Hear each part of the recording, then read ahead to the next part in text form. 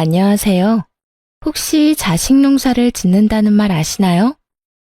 자식을 키우는 일을 농사에 빗대어 하는 말인 거 다들 아실 거예요. 그러면 어떤 자식들이 잘 큰 자식이라고 생각하세요? 오늘 이 질문의 대답과도 같은 사연글을 들려드릴까 싶어요. 저는 남편과 소개로 만났어요. 남편은 당시에 준 종합병원에서 일하는 의사였고, 저는 대기업에 취직해서 어느 정도 연차가 쌓인 경력자였어요. 대화를 해보니 서로가 맞는 면이 많고 부족한 점을 서로 보완해 줄 수 있다는 점 덕분에 연애 관계로 발전해서 결혼까지 올 수 있었어요. 그런 저희 연애의 가장 큰 걸림돌은 시댁이었어요. 정확하게 말하면 시모 때문이었죠. 시댁은 잘 사는 편으로 시부는 사람 좋은 인상에 싫은 소리를 잘하지 못하는 사교적인 사람이었어요. 그런데 시모는 시부와 정반대였어요. 평미가 괴팍하고 사람을 들들 볶는 면이 있다고 할까요? 자존심이 강하고 자신의 의견을 굽히지 않는 타입이었죠. 내가 자랑하는 건 아니지만 나는 자식 농사 하나는 잘 지었다고 생각하는 사람이야. 어딜 가서 의사 아들의 회계사 딸, 교수 사위 뒀다고 하면 다들 어떻게 자식들 그렇게 잘 키웠냐고 물어보거든. 그러니까 내가 얼마나 이 결혼 이야기에 대해서 낙담하고 있는지 알겠지? 처음 저를 봤을 때 시모가 한 말이었어요. 자식을 번듯이 키워낸 시모의 자부심이 가득한 말이었지만 그 이야기를 듣는 내내 기분이 나빴어요. 제가 급에 맞지 않다고 생각하는 것 자체가요. 엄마, 그만하세요. 제가 이 사람 좋아해서 만나는 거예요. 착하고 이해심도 많고 직업도 좋고. 전 이 사람 아니고는 결혼 안 할 겁니다. 착하고 이해심 많고 직업도 좋은 여자들보다 나는 우리 아들 내조나 잘해줄 좋은 집안 며느리를 원해. 동네에서 장산하는 그런 별 볼 일 없는 집안 자식 말고 내가 그 정도 원하는 게 욕심인 거니? 아들이 의사고 내 딸이 회계사인데 사람들은 수준이 맞는 사람들끼리 어울려야지. 네가 지금은 이렇게 콩깍지 때문에 죽고 못 사네 하겠지만 살아봐라. 내 말 틀린 거 하나 없을 거다. 아가씨가 뭐 하는 사람인지는 모르지만 이미 집안이 우리랑 급이 안 맞아.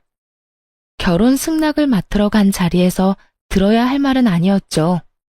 저희 부모님이 들으시면 당장 그만두라고 했을 말들을 들으면서도 저는 남편 하나만 믿고 결혼했어요. 게다가 결혼 허락을 맡으러 오기 1년 전에 아버지가 돌아가시고 유산으로 남긴 제 몫의 7천만 원 중에 이미 5천만 원을 남편이 개원하는 데 빌려줬거든요. 어머니, 저희 부모님은 시골에서 음식점 하시지만 저는 수도권의 큰 대기업의 정규직으로 일해요. 연봉도 많고요. 그리고 저희가 절대로 헤어질 수 없는 이유가 있어요. 이 사람 이번에 개원 준비할 때 제가 돈 빌려줬거든요. 헤어지면 지금 당장 그 돈 돌려줘야 하는데 그러면 개원 미뤄야 할걸요? 개원 엄청 좋아하셨다고 들었는데 괜찮으세요? 대기업 연봉에 개원 자금까지 빌려줬다는 말이 시모의 마음을 간신히 돌려놓긴 했어요. 그때 시모의 표정을 잊을 수 없어요. 그 정도면 최소한의 도움은 되겠구나 싶은 표정. 기분이 개떡 같았지만 남편과 시부 때문에 참았어요. 그렇게 결혼하고 저는 무척 바쁘게 지냈어요. 내조를 원하는 시모를 생각하며 바쁘고 힘든 일정에도 남편의 건강과 식사에 신경을 썼죠. 그렇지만 결혼 1년 만에 아이를 가져 육아휴직을 쓴 뒤 다시 출근을 해야 했을 때는 정말 너무 시간이 없었어요. 정신도 없었고요. 애 키우는 부모들은 모두 잘 알 거예요. 애를 키우며 일을 한다는 게 얼마나 힘든지. 게다가 남편이 육아를 도와줄 수 없는 환경이라면 육아휴직 후 오랜만에 출근한 상황이라면 시간뿐만이 아니라 몸이 10개라도 부족하다는 걸요. 그래서 저도 시모에게 연락하는 일이 점점 뜸해졌어요. 그래도 일주일에 2번은 꼬박꼬박 연락했어요. 한 번은 시부에게, 한 번은 시모에게요.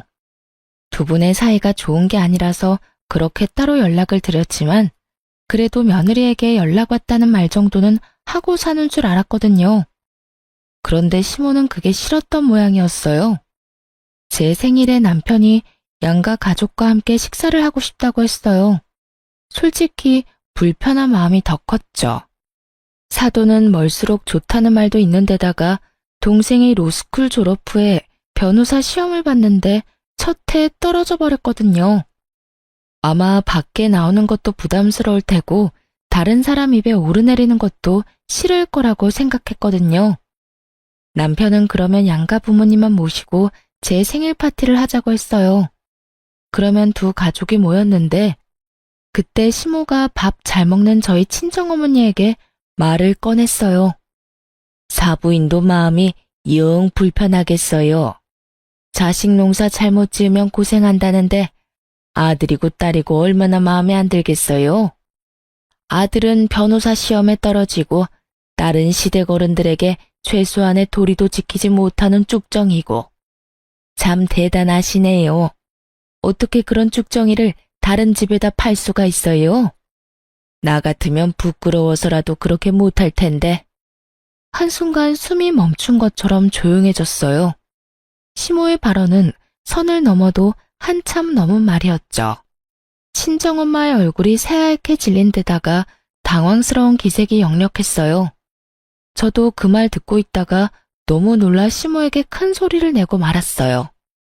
어머님, 그게 무슨 말씀이세요? 내가 틀린 말 했니? 네가 바쁘면 얼마나 바쁘다고 연락을 일주일에 한 번만 해? 어른들이랑 같이 사는 게 아니면 매일 전화하고 한 번 물어야 하는 건 당연한 도리 아니야. 그리고 내가 없는 말 한 것도 아니고 자식 농사 이따위로 지을 바에야 아예 자식을 안 낳는 게 좋지. 어머님, 그게 불만이시면 저한테 말하시면 되잖아요. 꼭 제 생일에 저희 친정 부모님 있는 곳에서 그런 말씀 하셔야겠어요. 그럼 언제 말하니? 네 잘못을 너희 어머니도 알아야 할 것 아니야. 그럼 네가 처음부터 잘하지 그랬어. 제대로 못한 건 너야. 그리고 너 어디서 두 눈 똑바로 뜨고 대드는 거야? 네가 그런다고 내가 무서워할 줄 아니? 시모는 자기 말이 틀림이 없다며 대놓고 저를 저격하며 화를 내기 시작하더군요. 아나무인이라는 말이 딱 맞는 상황이었죠. 저도 시모에게 당하고 있지만은 않았어요.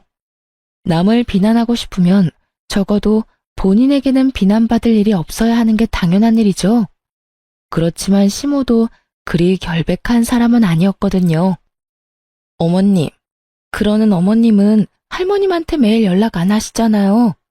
제가 매번 할머님한테 전화드리면 할머님이 뭐라 하시는지 모르시죠? 며느리가 면회 한 번, 전화 한 번을 안 한다고 신세 한탄만 하세요. 그런 어머님이 저한테 며느리의 도리라는 걸 가르치신다고요?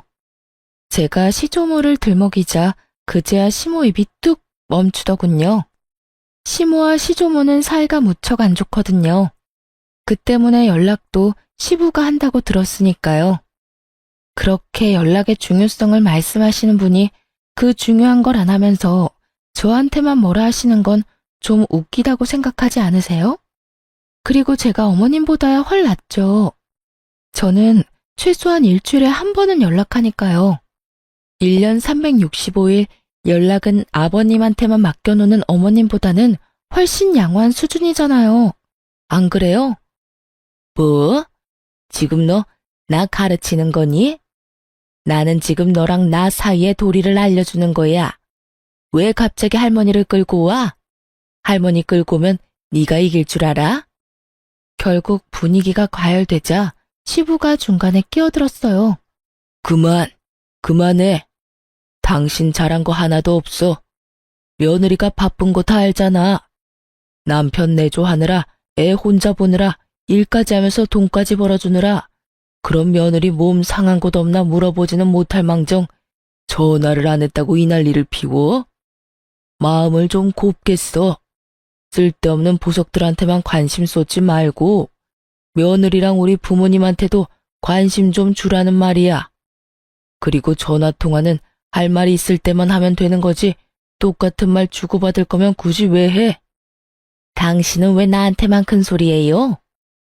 남들에게 싫은 소리 못하는 시부였지만 시모에게만은 그렇게 싫은 소리를 잘하더군요. 결국 분위기가 완전히 엉망이 되고 자리는 어정쩡하게 파했죠. 친정엄마는 기분이 확 상해서 울면서 집에 가셨고 남편은 제 눈치만 보기 바빴어요. 상황이 이렇게 될 줄 몰랐으니 어쩔 수 없는 일이었지만 그 상황에서 제 편 한번 들어주지 않은 남편에 대한 실망도 컸어요. 매일 연락하지 않았다는 이유로 남의 귀한 자식들을 쭉정이로 만들어 친정어머니를 모욕한 시모를 용서하고 싶은 마음은 눈꽃만큼도 없었어요. 걸어온 싸움은 받아주는 게 당연한 거고요. 동생은 그 다음 해에 변호사 시험에 합격했어요. 그리고 꽤 큰 로펌에 취직하게 됐고요. 동생뿐만 아니라 저에게도 좋은 일이 있었어요. 부서에서 승진하게 됐거든요. 직급이 높아져 연봉에도 좋은 일이 생겼죠. 딱히 시모에게 알리고 싶은 마음도 없었어요. 동생이 대형 로펌에 취직한 다음 달에 남편 시모와 함께 남편의 외삼촌들, 즉 외가 식구들 모임에 가게 됐어요. 솔직히 안 가고 싶었지만 남편이 애걸복걸하는 바람에 나가게 됐거든요. 이때도 시모와 제 사이는 냉랭했죠. 그런데 외숙부가 지인과의 사이에 문제가 있었던 것 같더라고요. 서로 의가 상해서 고소 고발을 하겠다며 법정 다툼을 예고한 상황이었다는데 변호사를 어떻게 구해야 하는지 이야기가 나왔거든요. 여보, 처남한테 이야기 한번 해봐. 이번에 변호사 시험 합격하고 대형 로펌에 들어갔다고 하지 않았어? 들뜬 얼굴로 제게 묻는 남편을 보다가 제가 시모에게 얼굴을 돌렸어요. 시모가 아주 도도하고 당연한 얼굴로 저한테 명령을 했어요. 그래, 사돈 총각한테 이야기해보거라. 오빠, 걱정하지 마. 내가 다 해결해 줄게. 이런 일은 전문가한테 맡기는 게 좋아. 내 인맥이면 해결 못할 게 없지. 저는 어이가 없었죠. 쭉정이라며 자식 농사 제대로 못 지었다고 비아냥거릴 때는 언제고 이제 와서 호언장담하며 소개를 해달라니. 그렇게 해주고 싶은 마음 전혀 없어서 저도 말했죠. 어머님, 죄송한데 이야기 못할 것 같아요. 저번에 어머님이 저희 동생한테 시험도 한 번에 합격 못한 쭉정이라고 욕한 거 동생이 다 전해 들었거든요. 제가 부탁해도 동생이 안 들어줄 확률이 너무 커요. 그리고 어머님도 쭉정이한테 부탁하는 거 무섭지도 않으세요? 저희랑 급이 맞다고 생각하지도 않으시니 변호사는 다른 데서 알아보세요. 저의 빈정거림에 시모의 얼굴이 수치스러움으로 확 일그러졌어요. 너 내가 저번에 그런 말 했다고 그걸 그대로 가서 일러 바쳤니? 도대체 애가 왜 그렇게 입이 싸? 그리고 시어머니가 하라면 해야지 무슨 할 말이 그렇게 많아? 제가 쭉정이라서 그런가 보죠. 어차피 어머님이 지은 농사도 아닌데 어머님 것처럼 여기지 마세요. 자식 농사 잘 지은 아들딸이 변호사는 아니지만 좋은 직업 가지고 있잖아요. 하긴 저한테 나쁜 소리 할 때는 저희 집에 도움 구하게 될 줄 몰랐겠죠? 이쯤 되니 아버님 하신 말씀이 계속 생각나네요. 마음을 좀 곱게 쓰셨으면 제 동생도 도움을 줬을 텐데. 저희 어머니 그날 울면서 집에 가는 바람에 동생이 마음에 맺힌 게 많은 모양이에요. 제 말에 시모가 볼살이 부들부들 떨리도록 저를 째려보더군요.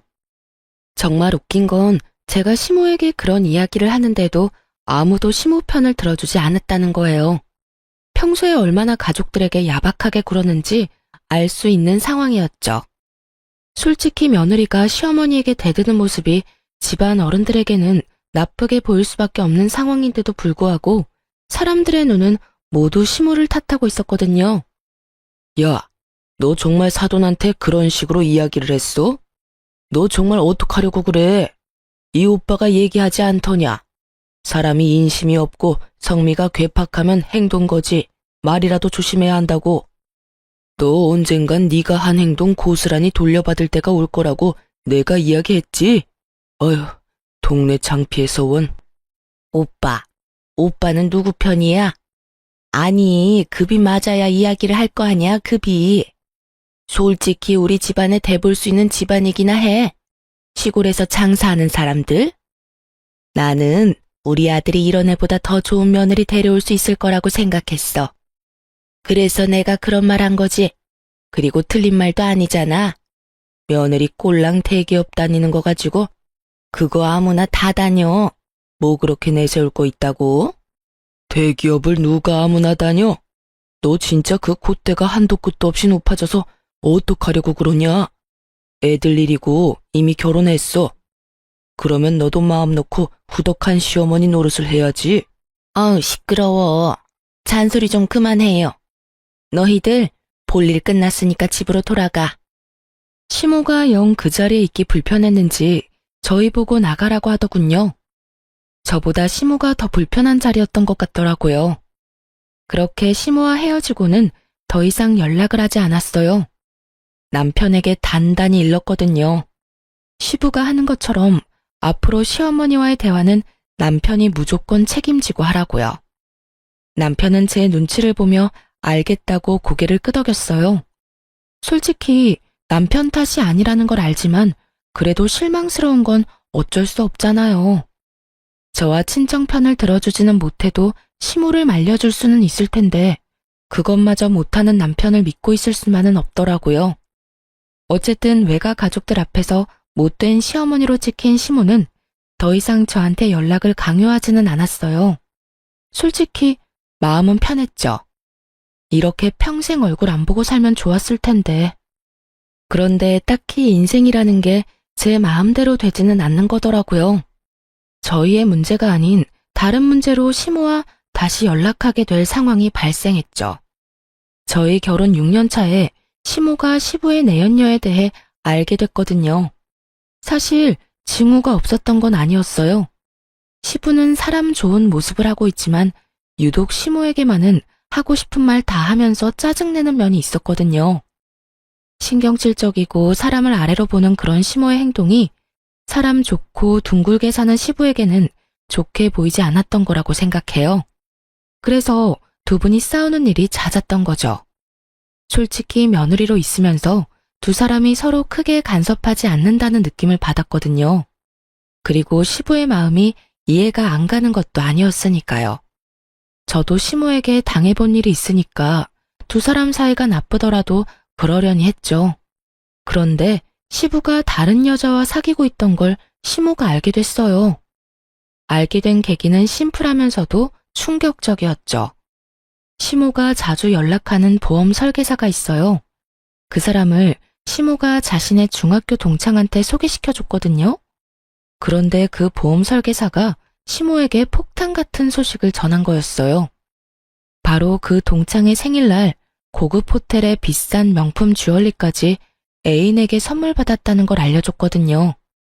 저희 시모는 딱 두 가지 좋아하는 게 있었어요.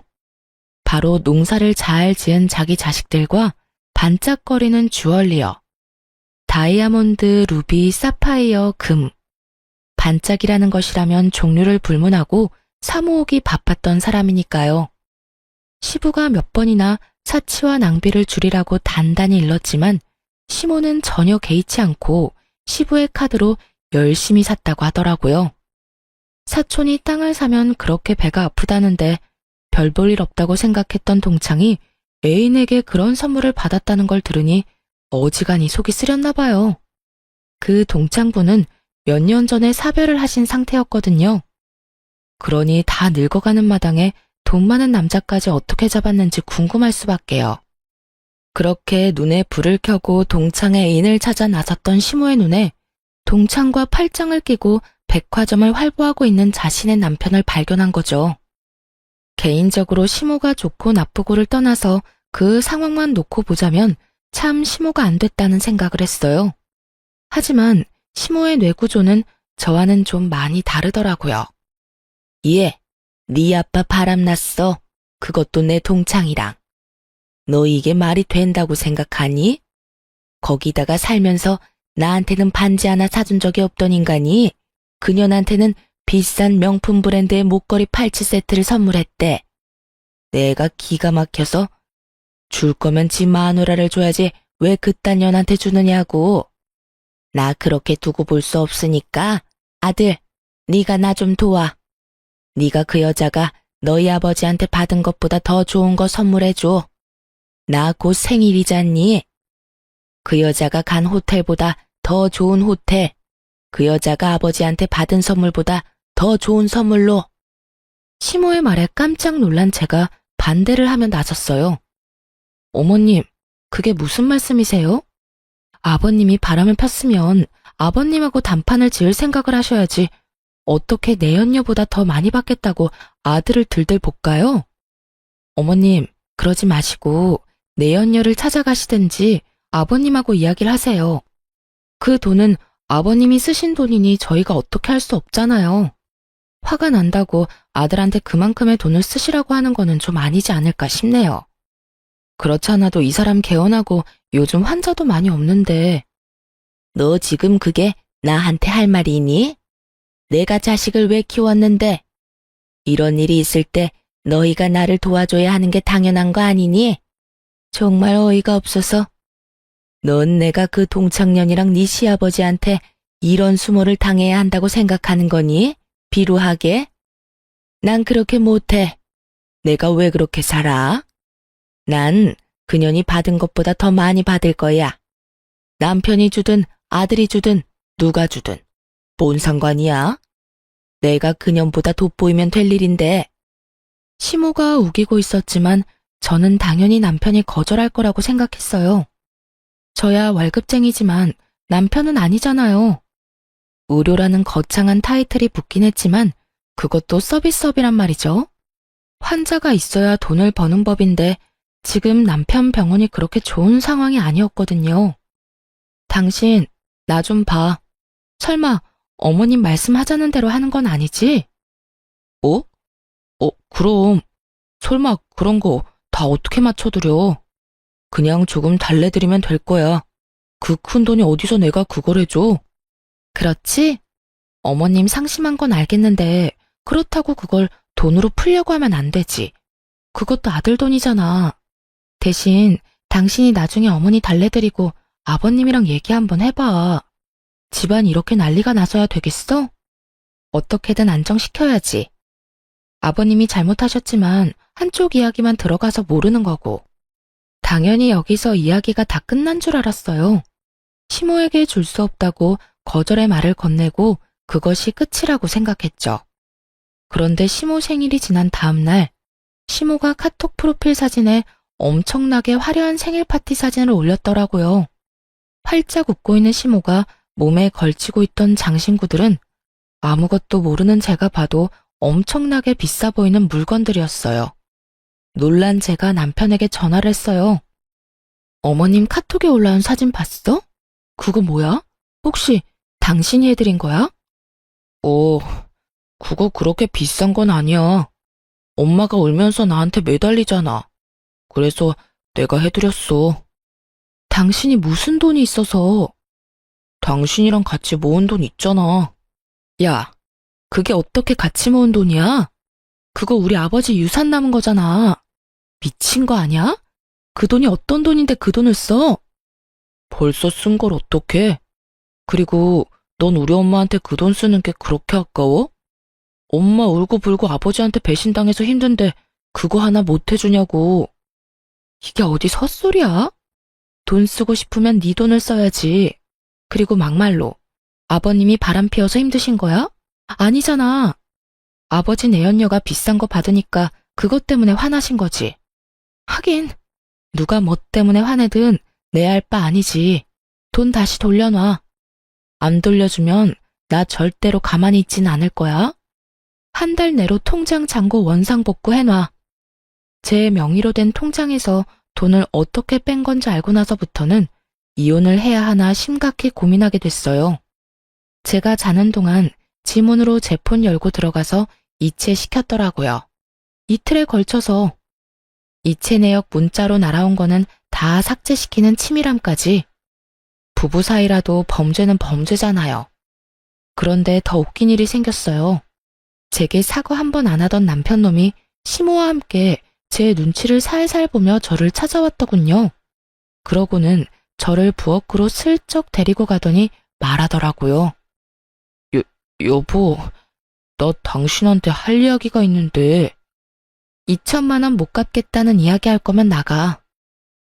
그게 아니고 돈 좀 빌려줄 수 있을까? 뭐? 무슨 돈? 나한테서 가져간 돈 말고 또 빌려달라고? 엄마가 내 카드로 쇼핑을 좀 했는데 갚을 수가 없어서. 얼마나? 어머님한테 카드는 왜 줬어? 아버지가 카드 끊는 바람에 내 거 줬지. 1,000만 원은 필요한데. 미쳤어? 꽥 소리 지르는 통에 시모가 부엌 쪽으로 오더군요. 여태껏 시모 얼굴이 좋았던 적은 없지만 그날은 정말 뺨이라도 갈기고 싶을 만큼 보기 싫은 얼굴이었어요. 너 우리 아들한테 이게 무슨 짓이야? 미쳤냐니? 내가 우리 아들 얼마나 애지중지 키웠는지 몰라? 그리고 너는 돈도 잘 번다는 애가 이 정도로 돈도 못 갚아줘? 언제는 나더러 대단한 인재인 것처럼 말하더니 너도 별 볼 일 없는 애였네. 어머님, 지금 이 사람이 갖다 쓴 돈이 얼마인지 알고는 있으세요? 저번에 호텔이랑 장신구들 산 돈도 남편 돈이 아니라 제 돈이었어요. 그런데 이번에 또 돈을 빌려달라고요? 전 그렇게 못해요. 저희 아버지 유산으로 받았던 2천만 원 갚기 전까지는 아무것도 못해줘요. 아이고, 그래서 우리 아들이랑 헤어지기라도 하게? 차라리 잘 됐네. 그래, 응? 네가 감히 의사 남편을 어디 가서 만나겠어? 우리 아들이 너 불쌍하게 생각해서 만나준 거야. 그런 주제에 뭐가 어쩌고 저쩌지? 지가 대기업 다닌다고 아주 시어머니를 물로 보나 본데 나도 너 같은 며느리 두고 싶은 마음 눈꼽만큼도 없어.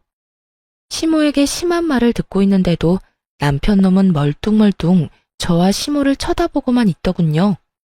결국 열받은 제가 남편에게 화냈어요. 이게 당신 뜻이야? 어머님 앞세워서 돈 1,000만 원 나한테 빌려가겠다는 게 당신 생각이냐고. 내가 자고 있을 때 내 지문으로 몰래 돈 꺼내간 것도 그렇고 내 돈 함부로 사용하는 것도 그렇고 도저히 생각해봐도 답이 안 나와. 혹시 당신 나하고 이혼하고 싶어서 이런 짓 하는 거야? 그러면 계획대로 잘 됐네.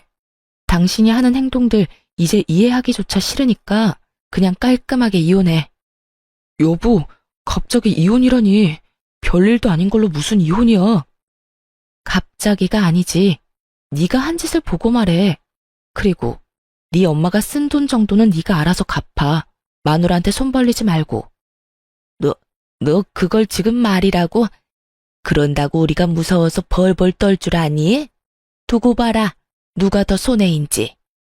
네가 우리 아들하고 이혼하고도 좋은 남자 만날 수 있을 거라고 생각해? 네 주제를 알아. 너 같은 년은 죽었다 깨어나도 우리 아들 같은 남자 못 만나. 마음대로 생각하세요. 자는 동안 마누라 재산 몰래 빼돌린 인간이 제대로 된 인간일 리가 있겠어요? 그런 행위를 범죄 행위라고 하거든요. 저도 마누라 돈 빼돌리는 남편 필요 없어요. 그렇게 저는 남편과 이혼 소송에 들어갔어요. 그리고 소송이 진행되면서 저는 부채 관계를 명확히 하기 위해 남편에게 결혼 전에 빌려준 개원자금 5천만 원과 시모 생일에 몰래 쓴 2천만 원을 돌려달라고 했어요. 그런데 남편은 이혼 소송을 하고 있는 와중에도 무례하게 찾아와 저를 설득하려 했었어요. 여보, 당신이 좀 이해해줘. 내가 돈 그렇게 쓴 거는 미안해. 정말로 미안하다고 생각하고 있어. 하지만 그렇다고 우리 엄마가 나쁜 마음에 그런 건 아니잖아. 나도 나쁜 의도로 그런 거 아니고. 그냥 어머니가 아버지한테 배신당하면서 생긴 마음의 상심을 덜어주려고 한 것뿐인데. 자기 합리화하려는 남편 놈을 째려봤어요. 물론 내가 잘못하긴 했지. 그러니까 여기 와서 당신한테 빌고 있잖아. 나 정말로 수중에 돈이라고는 없어. 그러니까 이혼 소송 없던 걸로 하고 2천만 원도 천천히 갚는 걸로 하면 안 될까? 내가 왜? 나 이혼할 거야, 당신하고.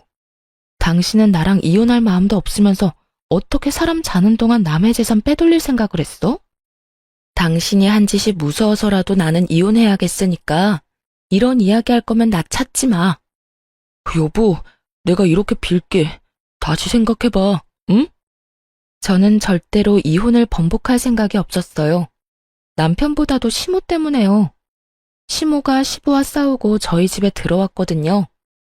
저는 남편과 이혼 소송 시작하면서 친정으로 거처를 옮긴 상황이었고요. 제 이혼의 중요한 한 축을 담당하는 시모와 어떻게 같이 살 수 있겠어요? 다시 생각을 왜 해? 내가 다시 생각하면 지금 그 집 들어가서 시모 모시면서 살아야 되는 거 내가 모를 줄 알아? 나는 시모 통장 노릇은 둘째치고 시어머니 수발까지 들고 싶은 마음은 요만큼도 없어.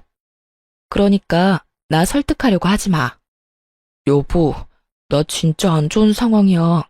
병원은 계속 적자고. 어머니 씀씀이는 날이 갈수록 커지고 있어. 이런 상황에 당신한테 7천만 원에 우리 사는 집까지 나누고 하면 정말 남는 거 단 하나도 없다고. 돈이 왜 없어? 당신 진짜 웃기네. 집에 얼마 전에 가득 들어오지 않았어? 그게 무슨 말이야? 아무것도 모르는 듯 반문하는 남편에게 저는 아주 좋은 정보를 하나 알려줬어요. 시모를 엿먹일 수 있는 아주 좋은 정보. 당신 어머님이 가득 모아놓은 주얼리들 있잖아. 그거 다 팔면 못해도 몇 천만 원은 훌쩍 넘어. 몰랐구나? 제 말에 남편 눈 눈빛이 반짝 빛나더군요. 돈 없으면 그거라도 팔아서 주면 되잖아. 어차피 돈 쓴 건 어머님이니까 어머님이 갚아야 하지 않겠어? 근데 그거 얌전히 주시려나 모르겠네. 친아들 마냥 아끼고 있으니. 이 정도 말하면 알아들었을 거라고 생각했어요. 솔직히 이런 이야기 해주고 싶지는 않았는데 저는 받아야 할 돈이 있었고 절대로 손해보고 싶지는 않았거든요.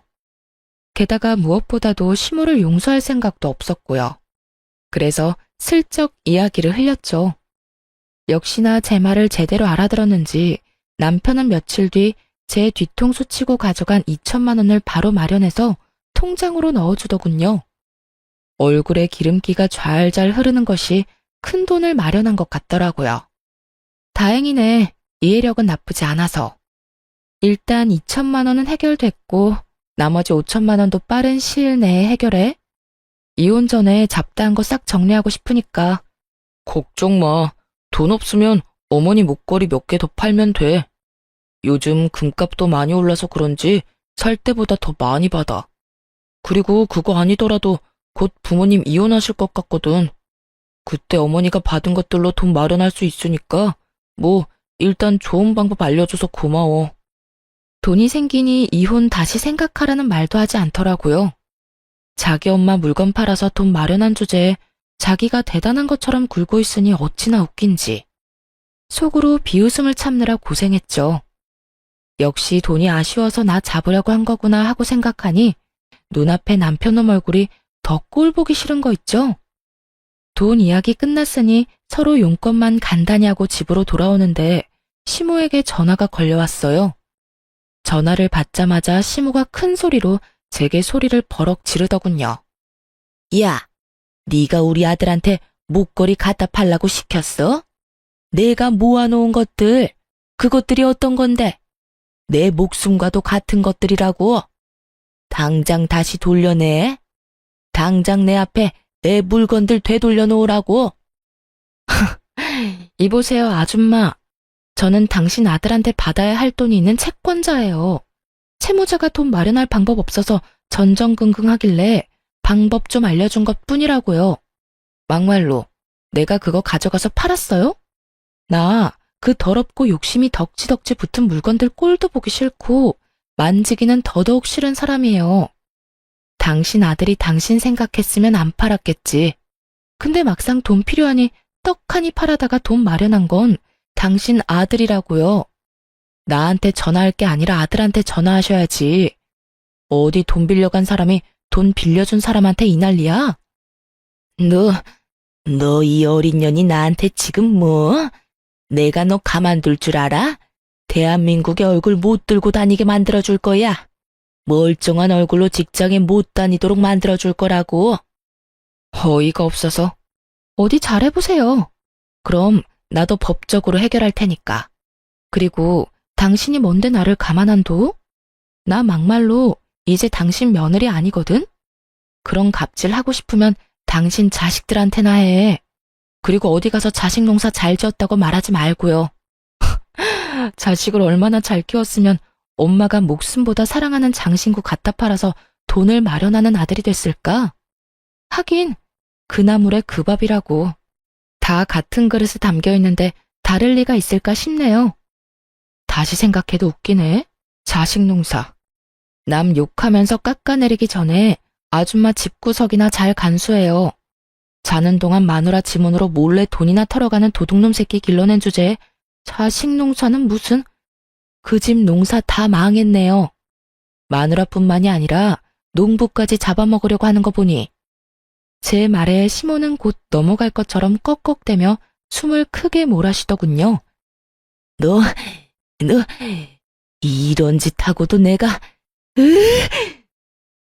아주 자기 분노를 이기지 못하고 괴물처럼 괴성을 내지르는 시모의 목소리에 저는 콧방귀나 꼈죠.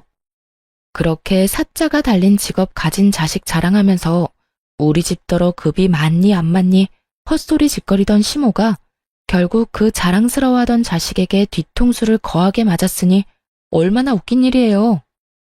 남의 돈으로 상대방에게 과시하면서 즐거운 시간 보낼 때는 자기도 피해자가 될 거라는 생각은 한 번도 해본 적 없었을 거예요.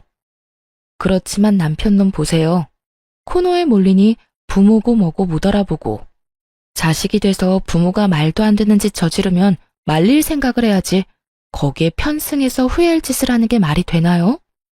어쨌든 저야 돈 받았고 그 다음 5천만 원은 결혼 전에 써둔 차용증이 있으니 받을 수 있을 거라 기대하고 있었어요.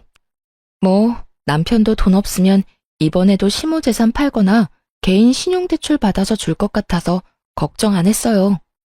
그렇게 남편과 이혼 소송이 끝났어요. 아직 어린아이의 양육권과 친권은 당연히 제가 가져오게 됐고 이 이혼이 시모의 행동과 남편의 손버릇 때문이었으니 제가 위자료를 받게 됐어요. 그런데 제 이혼이 확정된 시기에 시모도 시부와 이혼하게 됐어요. 전 남편이 시모가 받을 재산 분할에 아주 신경을 바짝 쓰고 있더군요. 그거 결정돼서 나오면 저한테 5천만 원과 위자료 주고 깔끔하게 헤어지자고요. 부모 돈을 자기 돈처럼 생각하는 놈을 보니 얼마나 웃기던지. 그런데 희희낙낙 아주 즐거운 시간을 보내던 전 남편이 몇 달 뒤에 그늘이 한껏 드리워진 얼굴로 저를 찾았어요. 그리고는 제 앞에서 또 무릎을 꿇고 빌더라고요. 여보, 돈 조금만 더 늦게 마련해주면 안 될까? 지금 상황이 크게 좋지가 않아서. 그건 당신이 알아서 해야 할 일이지. 돈 갚을 수 있다면서 호언장담할 땐 언제고 이제 와서 이래? 분명히 부모님 이혼하면 돈 생긴다고 하지 않았어? 그런데 갑자기 왜 돈을 못 갚겠다는 건데? 위자료는? 양육비는? 안 되면 분할 납부라도 해. 나도 일이 이렇게 될 줄 몰랐으니까 그러지. 아버지 재산이 좀 있는 데다가 아버지가 바람 피워서 이혼하는 거라 당연히 엄마한테 재산 분할돼서 올 거라고 생각했지. 그걸로 당연히 급한 내 사정부터 해결하려고 했고. 그런데 아버지 재산의 대부분이 없어졌더라고. 상간녀 앞으로 아버지가 벌써 오래전에 옮겨놨던 거야. 게다가 더 웃긴 건 뭔지 알아? 우리 엄마가 아버지 카드로 사들인 주얼리 있지? 그거 귀금속들도 재산 분할 대상에 들어가더라고. 결국 엄마가 가진 귀금속들 때문에 도리어 재산 분할에서 엄마가 불리해지더라고. 그렇게 많이 사모았는지 몰랐어.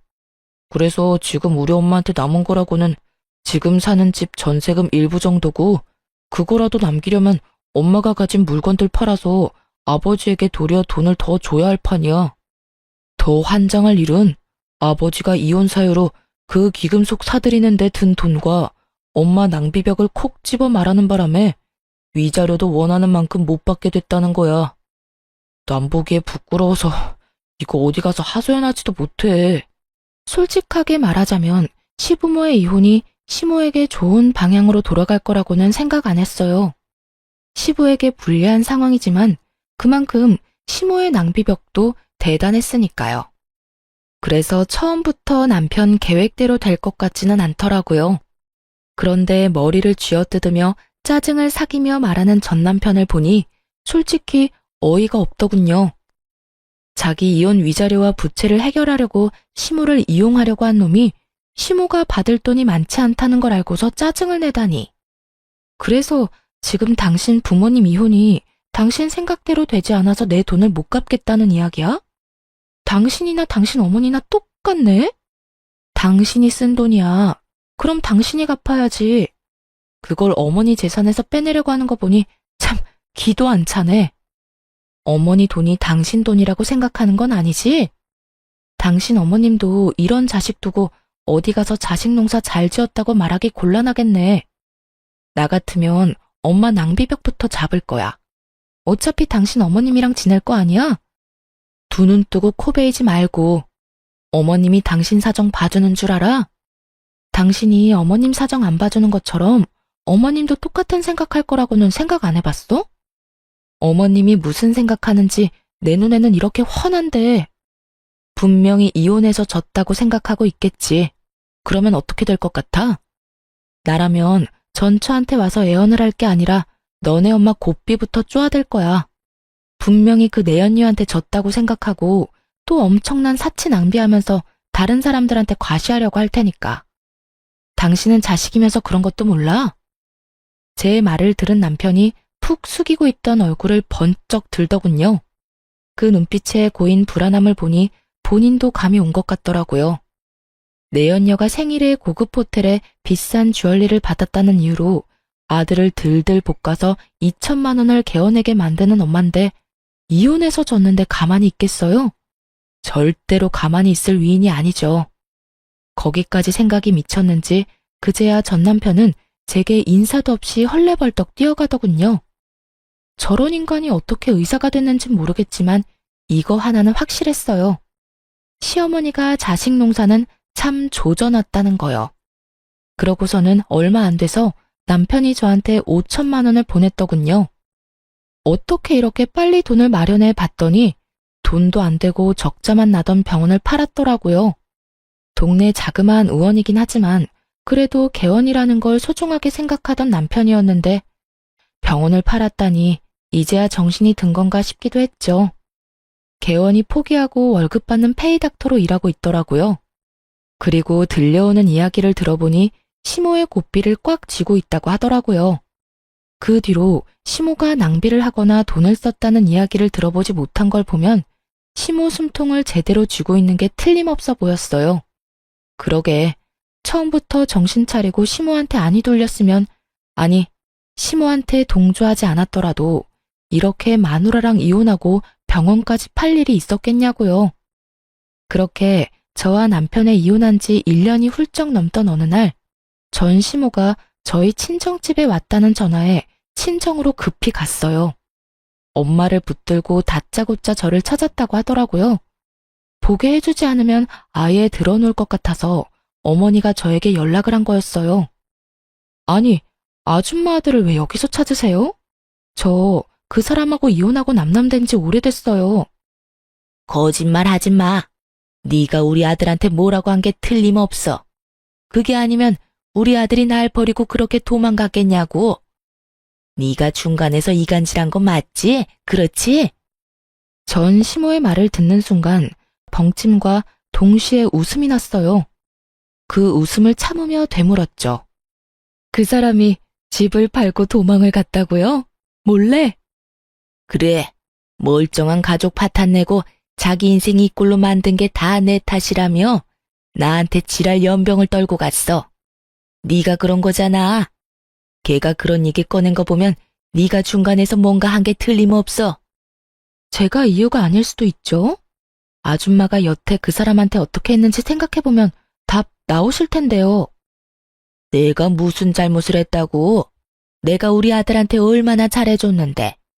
그리고 세상에 나보다 불행한 사람이 어딨어?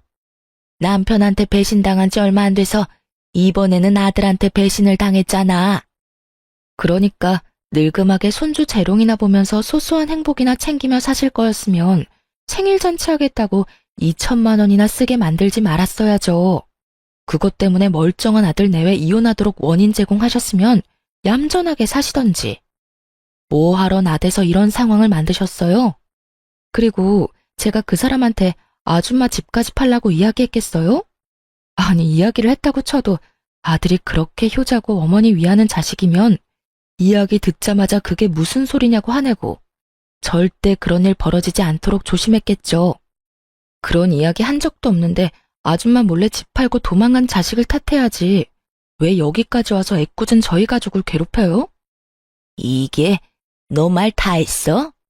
네가 지금 우리 아들이랑 이혼했다고 눈에 뵈는 게 없지? 전 시모가 제 머리끄덩이를 잡으려는 걸 저희 어머니가 말리며 전 시모를 강하게 떼어냈어요. 이 늙은이가 어디 와서 남의 귀한 딸한테 손을 대?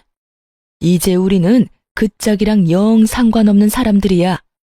내가 그쪽으로는 얼굴도 돌리기 싫은 사람이니까. 우리 딸 결혼하고 딸한테 그 수모를 주고도 딸 자식 마음 생각해서 아무 말 안 하고 참았는데 이제는 나도 한마디 해야겠네. 자식 농사 잘 지어서 좋겠소. 얼마나 농사를 잘 지었으면 자식놈이 엄마 버리고 도망을 가? 지도 보니까 제 어미가 사람답게 살 것처럼 안 보였으니 버렸겠지. 자식놈한테 빌부터 쓰잘데기 없이 돈이나 펑펑 쓰면서 자식 등골 빨아쳐먹는 어미나 그런 어미 몰래 집 팔고 폐물 팔아서 도망가는 아들이나 아주 똑같은 것들이야. 우리 딸이 이혼한 건 하늘이 도우신 일이야. 그러니 여기까지 와서 헛짓거리하지 말고 도망간 자식이나 열심히 찾아다녀 이 여편네야. 친정어머니는 그간 당했던 수모를 폭탄처럼 되돌려줬어요. 전 시모는 친정엄마의 말을 들으면서 입만 벙긋거리며 말도 제대로 못하더군요. 그렇게 내쫓으니 더 이상 저희에게 연락조차 하지 않더군요. 들리는 이야기로는 전 시모가 결국 전세금까지 다 아들에게 뺏기고 가지고 있던 폐물도 아들이 다 팔아버리는 바람에 땡전 한 푼 없이 신우한테 도움을 구하러 갔다고 해요.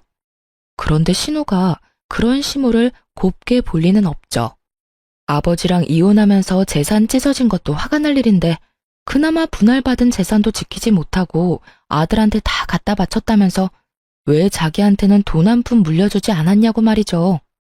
시모가 신우가 힘들어할 때마다 돈을 조금씩 마련해서 줬다는 걸 저도 잘 알고 있었는데 이제와 돈 없고 백 없으니 구박을 하며 못 살게 구는 것이 참 자식들이 왜 저리 컸나 싶더군요.